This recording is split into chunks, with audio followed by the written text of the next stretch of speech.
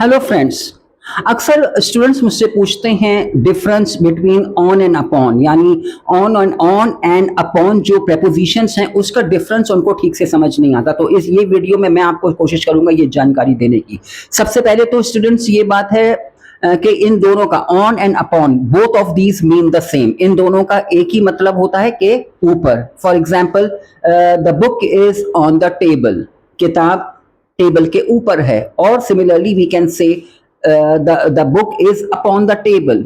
लेकिन दूसरी बात ये होती है कि इस वजह से क्योंकि चूंकि इन दोनों का मतलब एक ही होता है ऑन एंड अपॉन का, तो ये दोनों इंटरचेंजेबल हैं। यानी आप एक सेंटेंस में या तो ऑन यूज कर लें या अपॉन यूज कर लें। जैसे मैंने आपको अभी एग्जाम्पल दिया, फॉर एग्जाम्पल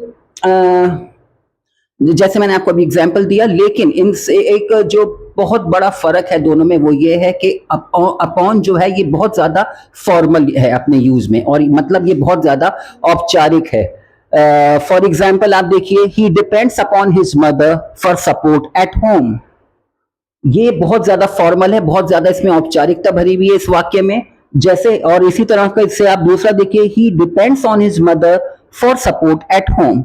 जैसे मैंने आपको पहले बताया, the book is on the table, simple sentence which is commonly used in day-to-day communication. Similarly, another one will be the book is upon the table. Here the book is upon the table is more formal. तो इसी वजह से मैं students बच्चों आपसे ये कहता हूं कि आप लोग जो हैं अपॉन को कम से कम यूज करें अपने आम बोलचाल की भाषा में। जब when it comes to speaking, you should use upon less in your spoken English, rather in your literary English, जहां पे आपका लिखित की बात आती है तो उसमें आप अपॉन जितना यूज करेंगे उससे उतनी ही भाषा की सुंदरता बढ़ेगी।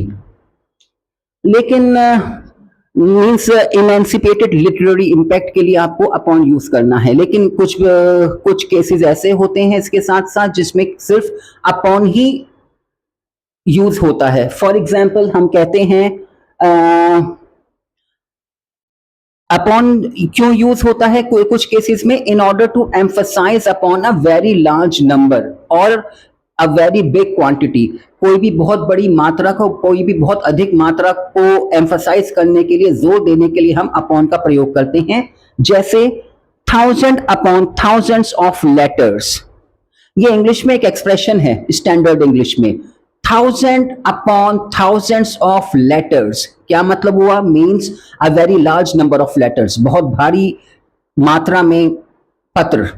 Similarly we can say mile upon miles of roads, of dusty roads, मतलब बहुत ज्यादा दूर मीलों तक के डस्टी रोड्स, यानी धूल मट्टी से भरे रोड्स। और इसके साथ साथ आखिर में मैं ये भी कहूंगा कि कुछ बेड टाइम स्टोरीज जो होती हैं बच्चों की, उसमें ये एक ईडियम यूज होता है, ये एक कॉमन फ्रेज यूज होता है, once upon a time, which simply means, जिसका यही मतलब होता है अ लॉन्ग बैक अगो, यानी बहुत बहुत अरसे पहले, बहुत समय पहले।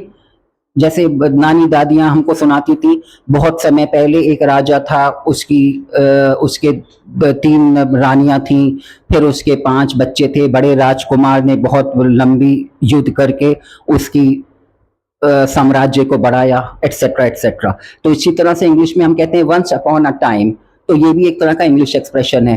होप आप लोगों को ऑन एंड अपॉन का फर्क समझ आ गया होगा। For any other doubt clearing help, you can contact me in the comments below. Thanks so much. Have a good day. Bye bye.